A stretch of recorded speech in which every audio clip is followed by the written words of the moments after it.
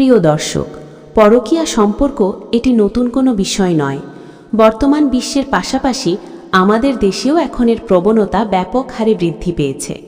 বর্তমানে mobile phone, Facebook সহ নানা প্রযুক্তি মানুষের হাতের মুঠোয়, তাই আজকাল পরকীয়া সম্পর্ক গড়ে তোলা অনেক সহজ। কিন্তু কি এই পরকীয়া সম্পর্ক, আর কেনই বা এটি গড়ে উঠেছে? এটাকে রোধ করার উপায় কি? পরকীয়া সম্পর্ক হচ্ছে বিবাহিত জীবন থাকা সত্ত্বেও অন্য কোনো নারী বা পুরুষের সঙ্গে অনৈতিক সম্পর্কে জড়িয়ে পড়া। বেশিরভাগ পরকীয়া সম্পর্ক গড়ে ওঠে নারী বা পুরুষের শারীরিক ও মানসিক চাহিদা মেটানোর জন্য। আমাদের সমাজে, এমনকি ধর্মেও এই পরকীয়া সম্পর্ককে অবৈধ সম্পর্ক হিসেবে বলা হয়েছে। কিন্তু কখনো কি আমরা এটা জানার বা বোঝার চেষ্টা করেছি যে কেন আমাদের সমাজে, আমাদের দেশে এই সম্পর্কের হার বেড়ে গিয়েছে? নারী বা পুরুষ তাদের বিবাহিত জীবন নিয়ে কি সন্তুষ্ট নন? এর উত্তর হচ্ছে আমরা নিজেরাই প্রধানত দায়ী এর জন্য। আমাদেরই বেশ কিছু ভুল সিদ্ধান্তের কারণে আজ এই পরকীয়া সম্পর্কের হার বেড়ে গিয়েছে এবং ঘরে ঘরে তালাক বা ডিভোর্স হচ্ছে। সমাজতত্ত্বিকেরা এর ভালো বিশ্লেষণ করতে পারবেন, তবে আমার বিবেচনায় নিম্নের প্রধান বেশ কয়েকটি কারণ তুলে ধরা হলো। নাম্বার 1, অল্প বয়সে বিয়ে। অল্প বয়সে আবেগের বশবর্তী হয়ে অনেক তরুণ তরুণী কম বয়সে বিয়ে করে ফেলে। এই সময় ছেলে বা মেয়ের মধ্যে মানসিক বুদ্ধি ও চিন্তা কাজ করে না, যুক্তির চেয়ে আবেগই বড় হয়ে দেখা দেয়, যার কারণে বিয়ের কিছুদিন পরেই সেই সব স্বামী বা স্ত্রীর মধ্যে বিভিন্ন রকমের মতবিরোধ সৃষ্টি হয় এবং এই সময়েই সেই স্বামী বা স্ত্রী পরকীয়ার সম্পর্কে জড়িয়ে পড়ে।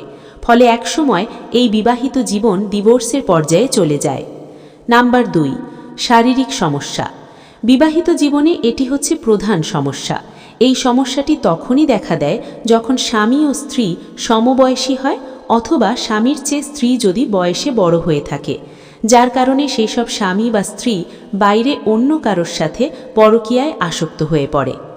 নাম্বার 3, বিয়ের ক্ষেত্রে ভুল মানুষকে নির্বাচন করা।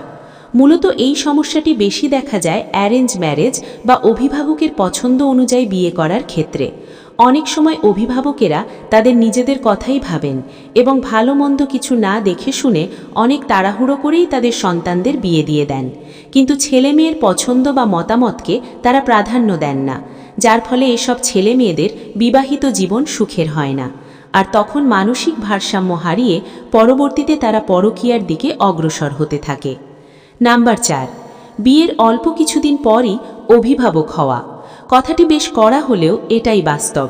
বিয়ের পর স্বামী ও স্ত্রীর মধ্যে মধুর সম্পর্কে তখনই ব্যাপক পরিবর্তন আসে যখন তারা অভিভাবক হয়ে যান। একটি সন্তান পরিবারে আসার পর মূলত সন্তানের দিকেই বেশি গুরুত্ব দেওয়া হয়। সন্তানকে নিয়ে অতি ব্যস্ত থাকার কারণে স্বামী স্ত্রী কেউই একে অপরকে সময় দিতে পারে না, যার কারণেই আগের মতো সেই মায়া ভালোবাসা থাকে না। তখনই সেই সব পুরুষ বা নারীদের মন বাইরে চলে যায়, অর্থাৎ পরকীয়ায় জড়িয়ে পড়ে। সর্বোপরি একটাই কথা, এই পরকীয়া সম্পর্ক মানুষকে ধ্বংসের মুখে নিয়ে যায়। তাই যদি আমরা সতর্ক হই এবং অন্যকে সতর্ক করি, তাহলে এই সমাজ সুন্দরভাবে গড়ে উঠবে। স্বামীকে রেগে যেতে দেখলে স্ত্রী চুপ থাকবে এবং স্ত্রীকে রেগে যেতে দেখলে স্বামী চুপ থাকবে, কারণ পানি আগুনকে নেভাতে পারে, আগুন কখনো আগুনকে নেভাতে পারে না, বরং আরও বাড়িয়ে দেয়। আপনাকে সবার প্রিয় হওয়ার কোনো প্রয়োজন নেই। যাদের প্রয়োজন তারা ঠিকই আপনাকে খুঁজে নেবে। পৃথিবীর সবচেয়ে সুন্দর মুহূর্ত হলো মা বাবাকে একসাথে হাসতে দেখা। ভদ্রতা কোনো দুর্বলতা নয়, ভদ্রতা হলো মা বাবার দেওয়া শিক্ষা।